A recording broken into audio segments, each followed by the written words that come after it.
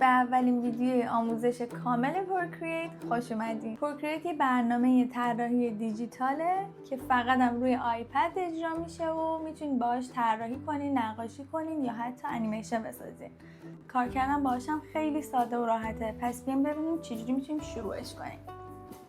برای شروع به چی نیاز داریم؟ به یه آیپد و یه قلم دیجیتال. من از قلم نسل 2 دارم استفاده میکنم. آیپدم هم آیپد پرو هستش با صفحه 12.9 اینچی و این بزرگترین سایز صفحه‌ای که شما میتونین توی آیپد رو داشته باشین که برای طراحی خیلی مناسبه.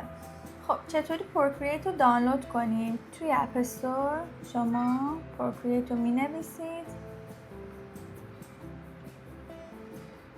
و چون من الان دارمش میگه اوپن. شما میتونید اینجا گت رو میزنید و بر من اینو اینجا باز میکنه. همیشه چک کنین که اگه آپدیتی داشته باشه آپدیتش بکنین، خودش برای من اتوماتیک آپدیت میکنه، ولی بازم من چک میکنم که مطمئن بشم که اگه آپدیتی داده حتما آپدیتش کنم.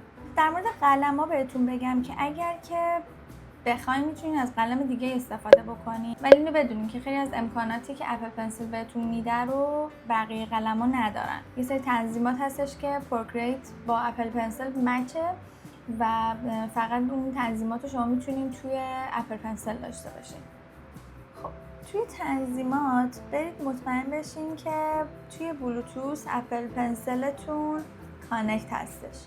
توی این صفحه ما تنظیمات اپل پنسلمون رو داریم. اینجا میتونیم ببینیم که چند درصد شارژ داره. توی قسمت اکشن ما اسکویز رو داریم که با این قسمت همونجوری که میبینید دو طرف این قسمتی که فلت هستش رو میتونیم فشار بدیم و یکی از این عملکردا رو بهمون میده. توی این قسمت هم میتونیم حساسیتش رو مشخص کنیم. توی قسمت دابل تپ که خیلی به کار میاد برای من، توی این قسمت بالای این قسمت فلت رو 2 بار که ضربه میزنیم، من اینو انتخاب کردم که وقتی که دابل تپ میکنم بین ابزاری که الان دارم ازش استفاده میکنم و پاک کن جابجا میشه، سویچ میشه. حالا اینم میتونین انتخاب بکنین بین ابزاری که الان دارین ازش استفاده میکنین و قبلی یا حالا بقیهش که حالا میتونین خودتون امتحان کنین ببینین کدوما براتون راحت تره. توی قسمت افکت که من همش رو روشن کردم همینطور که میبینین، قسمت اول گزینه اول هاور هستش که نشون میده یه قلم کجا روی صفحه قرار داره بدون اینکه شما قلم رو لمس یعنی صفحه رو لمس بکنید.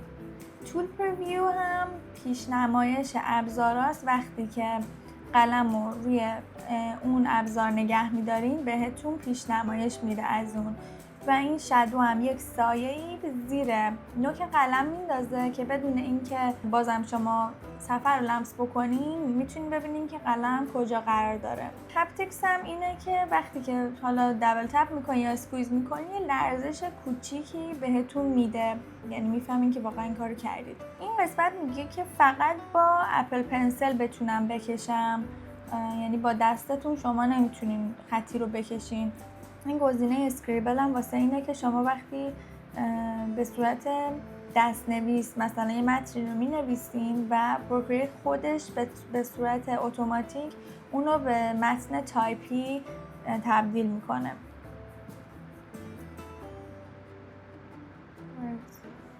few words. اوکی، یه همچین چیزی.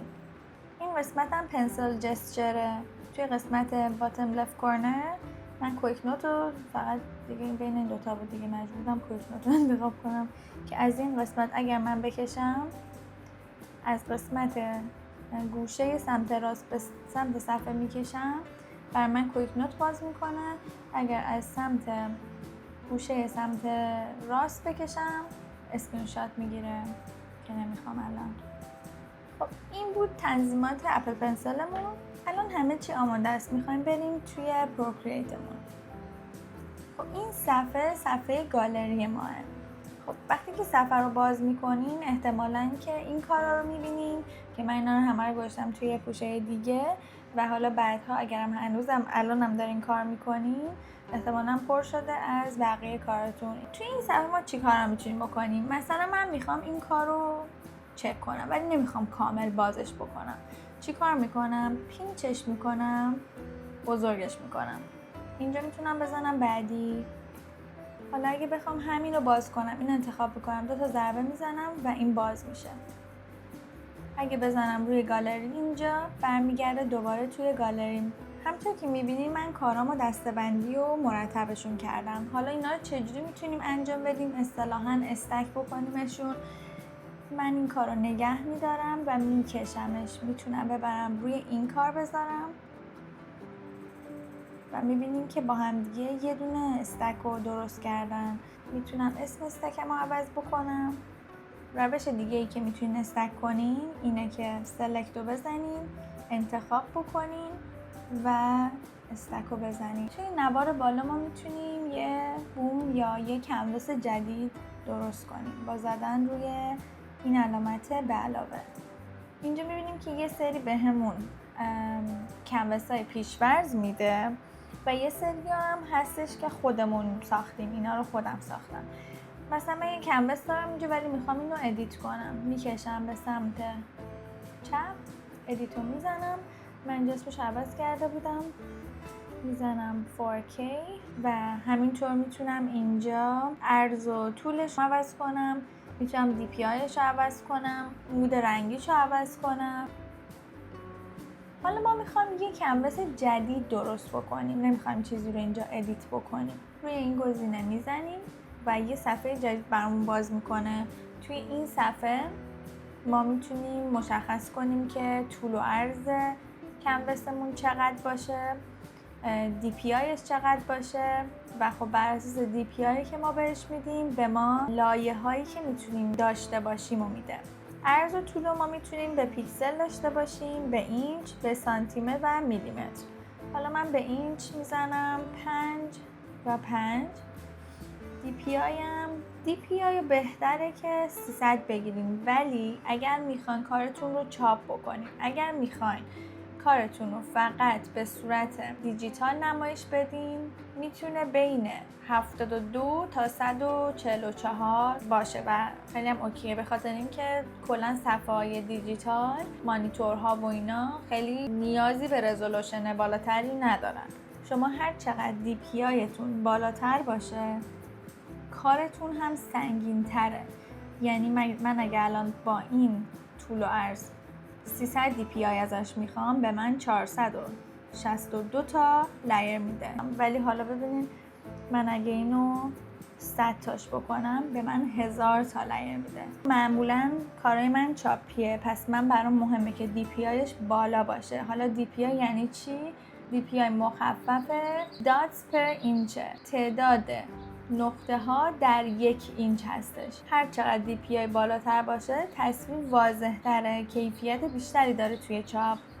توی قسمت دوم color profile ما میتونیم اینجا مود رنگیمون رو انتخاب بکنیم. از نسخه 52 مود CMYK هم به پروپریت اضافه شد، ولی باید اینو در نظر بگیریم که همیشه یادمون باشه که کلا موتور اصلی، یعنی در واقع خود نرم افزار بر اساس RGBه. به خاطر همین اگر که ما پروژه‌ای رو داریم کار میکنیم که از لحاظ رنگی خیلی حساسه و باید همه چی دقیق باشه، حتی اگر CMYK رو انتخاب میکنیم حتما توی فتوشاپ حتما رنگاشو چک بکنیم، تنظیم کنیم و ازش تست پرینت بگیریم که مطمئن بشیم رنگا دقیقه. روی اولی میذاریم و قسمت تایم لپسش کلا موقع کار کردن با نرم افزار به صورت اتوماتیک یک تایم لپسی رو رکورد میکنه.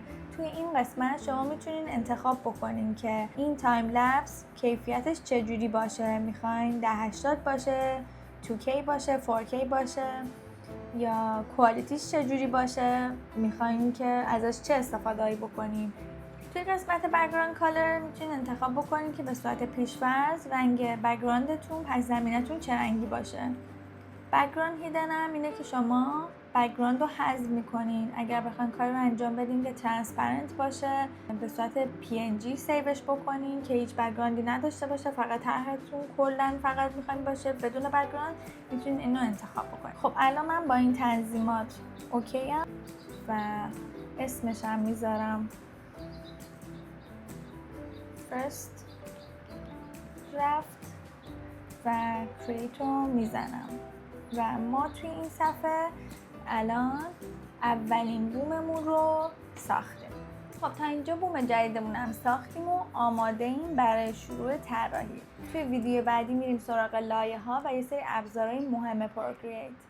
مرسی که تا اینجا ویدیو با من همراه بودی. تا ویدیو بعدی میبینمتون.